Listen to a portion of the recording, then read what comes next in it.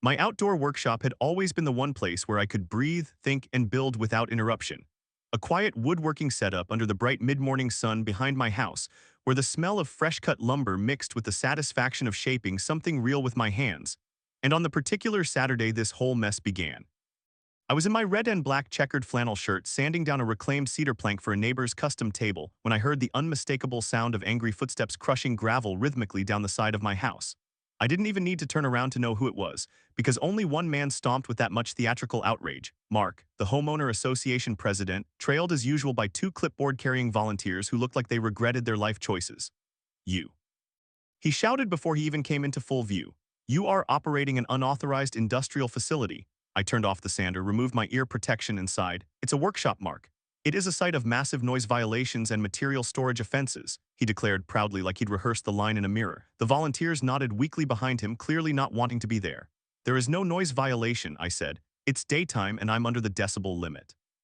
Limits do not matter when the HOA deems something disruptive, he yelled, and your machinery is very disruptive. I motioned around the yard. It's a circular saw, a planer, and a sander. This isn't a sawmill. It might as well be, he shot back. You've created a zone of industrial chaos. Mike, my next-door neighbor, leaned over the fence sipping his morning coffee. Mark, he's building a table. A table can be a weapon of disorder, Mark yelled.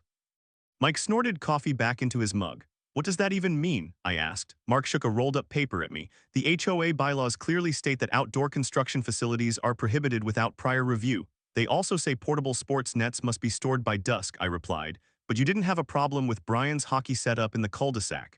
SPORTS are a community-building activity, Mark snapped. This, he gestured dramatically at my workshop, is a community-threatening one. Greg walked over from across the street, wiping grease from his hands. What's he complaining about now? My workshop, I said. Apparently it's industrial chaos. It is, Mark barked. You have wood and tools and machines. Greg spread his arms sarcastically. Oh no, tools in a workshop, someone alert the National Guard. Mark pointed at him. I will not be mocked for upholding community standards. Standards you invented 5 minutes ago, Mike muttered. Mark marched forward, planting himself directly between me and my half-built cedar tabletop. I am issuing you an immediate shutdown order, I blinked slowly. A what? A shutdown order, he repeated proudly. You must cease all operations, dismantle this structure, remove all tools, and restore this yard to its original condition. Mark, I said, this shed came with the house. And it should never have been built, he screamed. It is a hazard, it is an eyesore, it is an affront to the community aesthetic. It's a storage shed, I replied, a legally permitted one. Mark waved the papers again. Not anymore, the HOA has updated its guidance. Let me guess, I said, you updated it this morning? Mark straightened his posture proudly. Yes, Greg laughed. You can't just write rules the moment you get annoyed. I can and I have, Mark insisted. This facility is hereby closed. It's not a facility, I said, it's my workshop. It is a disturbance, Mark roared, and I will fine you every single day until it is removed. Mike rolled his eyes. Mark, you're picking a fight you can't win. I always win, Mark bellowed. I win because I am right, Greg leaned over. Mark, your shirt is barely holding together. You are not built for battle. Silence, Mark yelled. This is official HOA business. I crossed my arms. You don't get to shut down my workshop. I have every legal right to do home woodworking.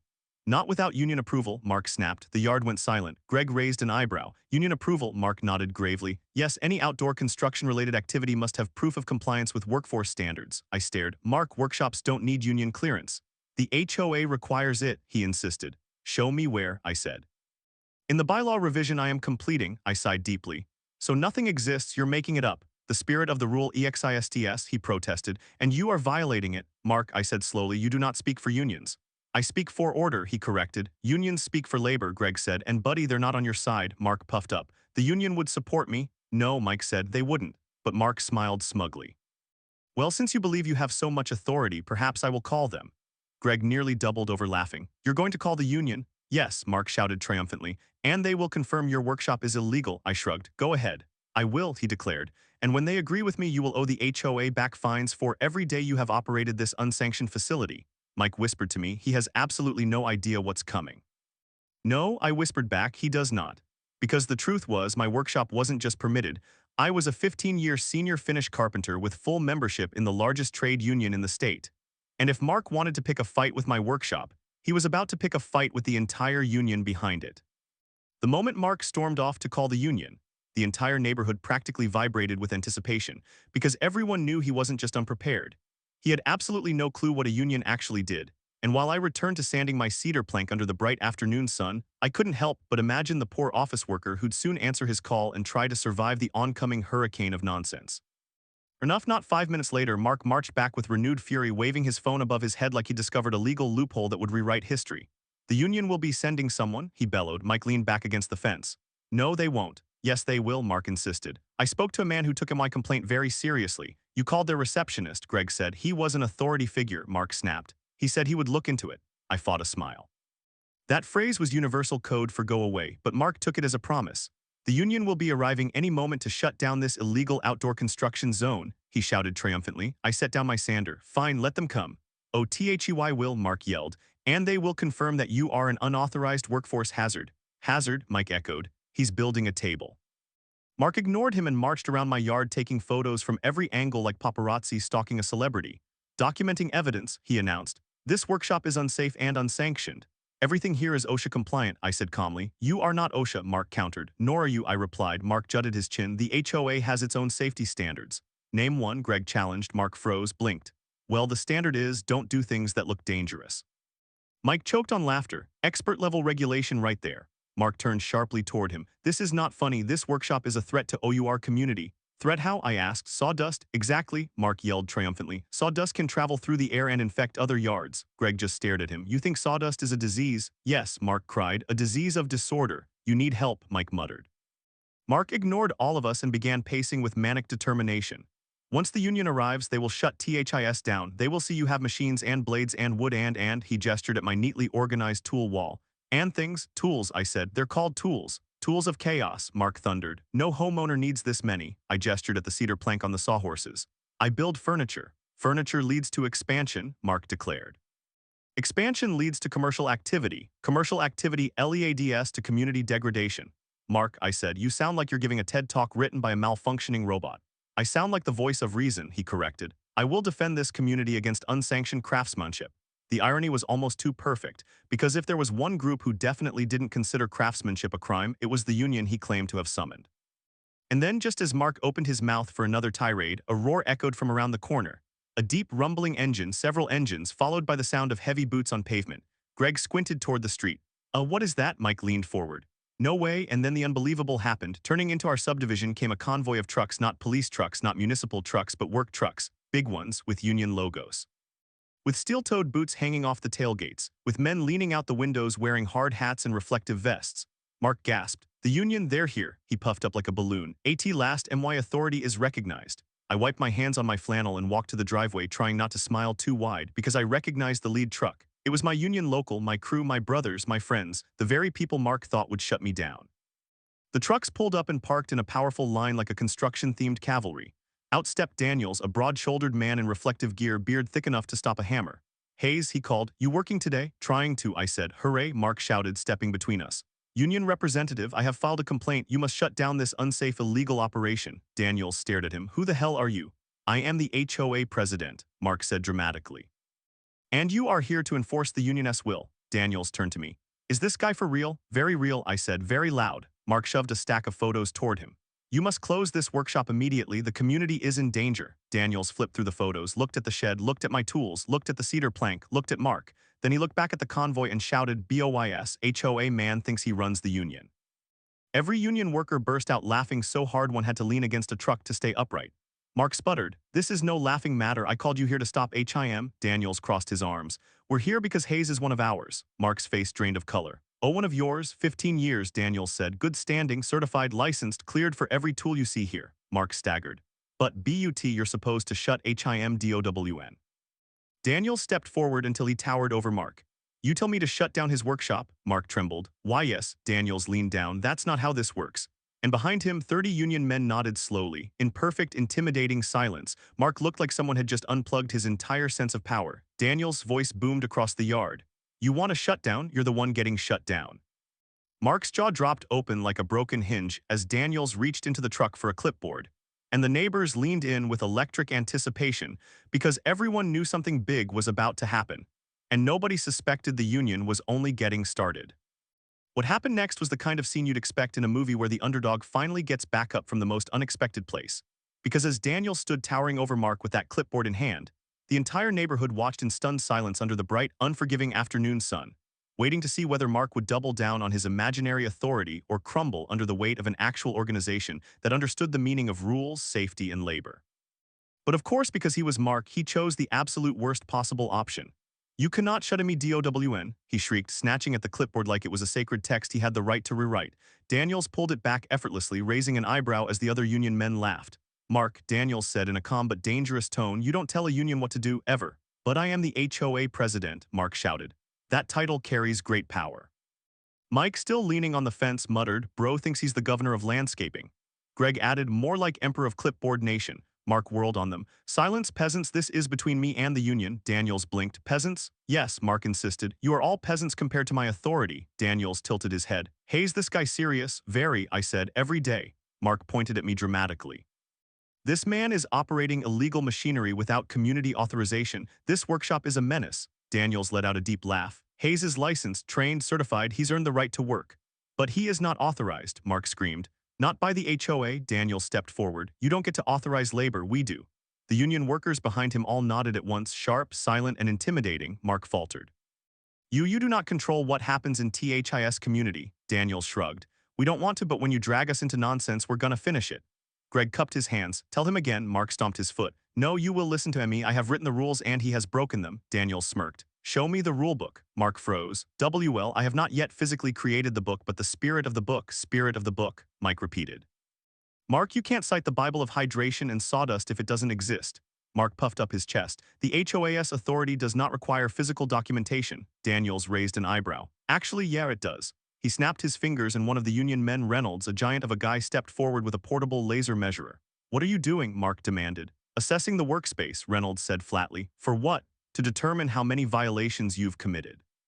The neighbors erupted with laughter. Mark gasped. "Emmy, I have no violations. I am the enforcer." "Not today," Daniels said. Reynolds began scanning the workshop area, measuring safe distances, checking tool placement, and jotting notes on a form. Mark panicked. "Stop that. You cannot audit the HOA president." "We can audit whoever we want," Daniels said, "especially when they pretend to control skilled labor." "I do control skilled labor," Mark yelled. "No one works without MY approval." "I've been working here for 7 years," Greg called out. "Never once asked you for permission." "And you have been in violation for 7 years," Mark screamed. Reynolds whistled. "7 years of violations, that's gonna be expensive." Mark spun around, horrified. "No, you can't fine me." "Who said anything about fines?" Daniels said. "We're talking about incompetence." The union men all groaned in unison as if incompetence was the worst possible thing someone could be. Mark looked like he'd been stabbed. "I am not incompetent." "Then prove it," Daniels said. "Show us your training, your certifications, your permits." Mark's jaw dropped. "I what?" Daniels folded his arms. "You're regulating a workshop. You must have training in workshop safety, tool operation, noise compliance, material storage, basic labor procedures." Mark sputtered like a kettle left unattended. "I the HOAWE, we do not require training." "Maybe that's the problem," Daniels replied. The crowd murmured in agreement. Mike whispered, "They're annihilating him." Greg whispered back, "Good." Another union worker stepped forward, Harris, wearing a welding jacket over his vest. "Sir," Harris said, "did you perform a hazard assessment before attempting to shut down this workspace?" "Of course not," Mark snapped. "I do not assess, I command."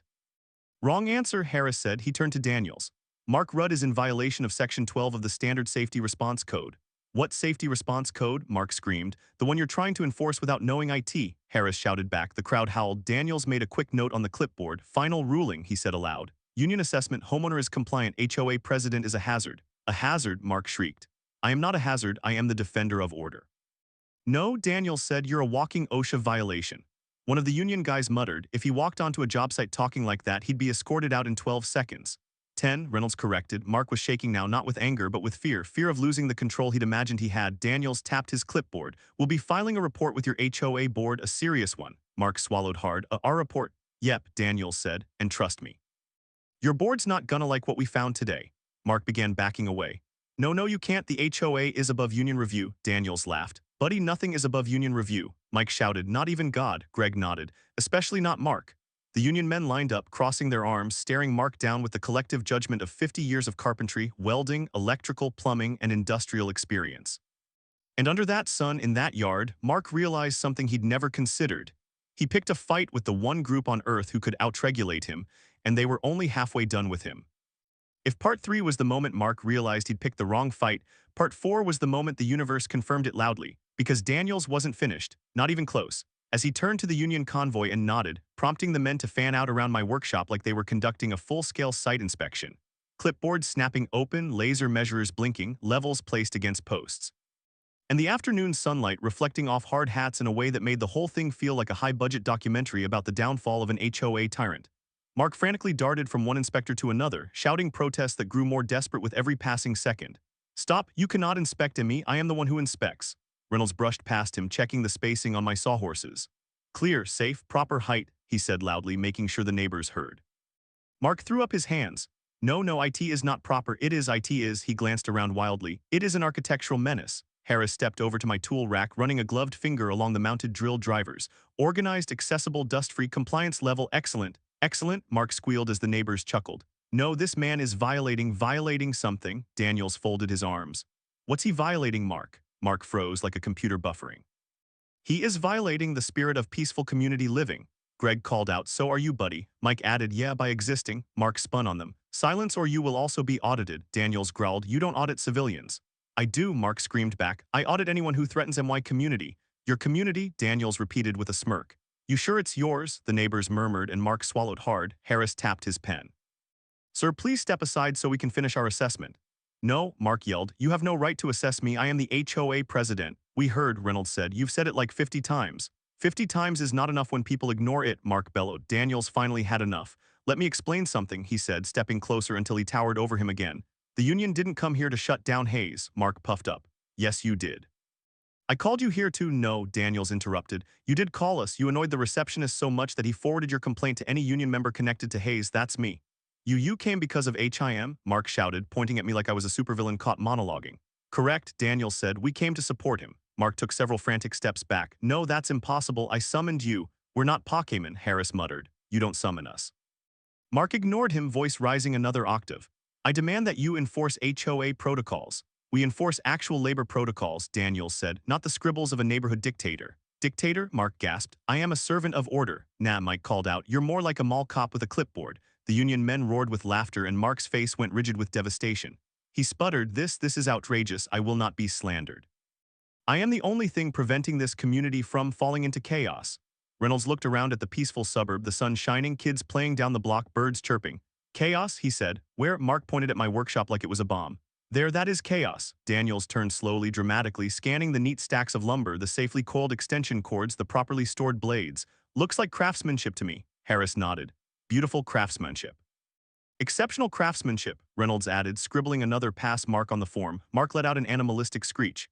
"No, stop passing HIM, he must be failed." "Why?" Daniels asked calmly. "Give us one real documented reason." Because the HOA demands it." Daniels pointed at the ground in front of Mark. "Show us the document." Mark froze again. "Well, it is not physically printed yet." "Then it doesn't exist," Daniels said. "And even if it did," Reynolds added, "it wouldn't matter. HOA rules don't override state labor laws." "Or union standards," Harris said. "Or common sense," Greg shouted. Mark clutched his head. "This is madness. You are all against me." Daniels leaned in, voice lower. "We were not until you came after one of ours." Mark blinked rapidly. "Oh, one of yours?" Daniels nodded. "Union brotherhood. You attack one, you get all." The weight of that sentence hit Mark like a truck. A loud, decisive clap sounded as Reynolds closed the inspection case. "Assessment complete," he announced. "Workshop is fully compliant, safe, properly maintained, approved for continued operation." Mark reeled back like he'd been physically struck. "Approved, you approved the chaos, we approved the craftsmanship," Daniels corrected. "And now," he flipped to a fresh sheet on his clipboard, "we need to talk about your violations." "And why what?" Mark cried. Daniels handed the clipboard to Harris, who read aloud. "Violation 1, attempting to regulate skilled labor without proper training." "Violation 2, Reynolds added, interfering with a certified worksite." "Violation 3, Daniels said, harassing a union member." Mark flailed. "You can't, the union has no authority over me," Daniels smirked. "Maybe not, but your HOA board does." Mark froze. What do you mean?" Harris stepped closer. "We're forwarding our findings to your HOA board, all of them." "And mine," Daniels said. "And the state safety office," Reynolds added casually. Mark collapsed into panicked breaths. "And no, you can't do this to me. You did it to yourself," Daniels said. "We just wrote it down." Mike hollered, "Put it on a t-shirt." Greg added, "Frame the audit." The union men laughed. Mark clutched his chest dramatically. "This is an attack on MY leadership," Daniels shrugged. "Then maybe you shouldn't have tried to shut down a union man's workshop." Mark spun around to the neighbors, pleading, "Back me, UP, someone back me, UP." But no one stepped forward, not one, because everyone had lived under his ridiculous rule for too long. And as he stood trembling under the bright, merciless sun, breathing hard, looking helpless and small, he finally understood the union wasn't just defending me, they were preparing to dismantle him. By the time the sun reached its highest point and cast a bright, unforgiving light across the entire neighborhood, everyone knew something irreversible was about to happen, because Mark, the once self-proclaimed supreme leader of landscaping, grass height, mailbox alignment, and now apparently community labor regulation, stood trembling in the center of my yard, surrounded on all sides by union workers' neighbors. And the growing realization that his authority had finally hit a wall strong enough to knock him completely off his imaginary throne. As Daniels handed the clipboard with all documented violations back to Harris, the union men stepped into a tight formation, hats glinting under the daylight like a firing squad of accountability, while the neighbors gathered behind them in a semicircle that sealed off any escape route Mark might have imagined. Harris unfolded the final page. Union recommendation, HOA President Mark Rudd to undergo immediate leadership review, safety compliance training, and formal misconduct evaluation. The crowd murmured in satisfaction. Mark stumbled backward. No, you cannot recommend anything about me. I am the HOA, I am the law here. Daniels shook his head. You're not the law, you're a guy with a clipboard who never learned what real regulations look like. Real regulations? Mark screeched. I have crafted dozens of regulations. Greg called out. Written in crayon doesn't count. Mike added. Half of them contradict each other. Mark spun toward them. Silence or I will cite you for community disruption. Daniels stepped forward. You're not citing anyone ever again. Mark froze. What? Daniels gestured to the union line. We sent everything, our entire report to your HOA board 30 minutes ago. 30 minutes ago. Mark gasped, sounding like someone who just learned taxes exist. Harris nodded. Your board requested it. Requested? Why would they request such treason? Reynolds grinned. Because they're tired of cleaning up your messes too. Just then, a silver SUV rolled into the subdivision and parked near the curb. Out stepped 3 suited men, HOA board members. Every neighbor stiffened. This wasn't routine, this was intervention. The board president, a tall man named Lewis, marched forward with a stack of documents. He looked exhausted, like someone who had finally reached the end of a years-long patience reservoir. Mark, he said calmly, we need to speak with you. Lewis, Mark cried, rushing toward him. Thank goodness you're here, we must shut down this menace. He pointed at my workshop like it was a war crime. Lewis didn't even look. Mark, this isn't about Hayes. Yes, it is, Mark insisted. He and his machines and his wood and his his production of unauthorized furniture. Mark, Lewis repeated, sterner now, this isn't about Hayes. The pause that followed was heavy. Mark's throat bobbed. Then what is it about? Lewis lifted the packet. It's about you. The neighbors held their breath. Daniels folded his arms. Harris cracked his knuckles. Even the sun seemed to brighten for dramatic effect. This, Lewis continued, is an official HOA leadership inquiry. We received the union's report along with complaints from half the neighborhood. Complaints? Mark gasped. Against me? Why would anyone complain about me? I am the foundation of order, Greg snorted. You're the foundation of migraines. Lewis ignored him and opened the packet. Mark Rudd, you're being charged internally with overreach, abuse of authority, harassment, policy fabrication, and unauthorized creation of regulations. Unauthorized? Mark shouted. I authorized them myself.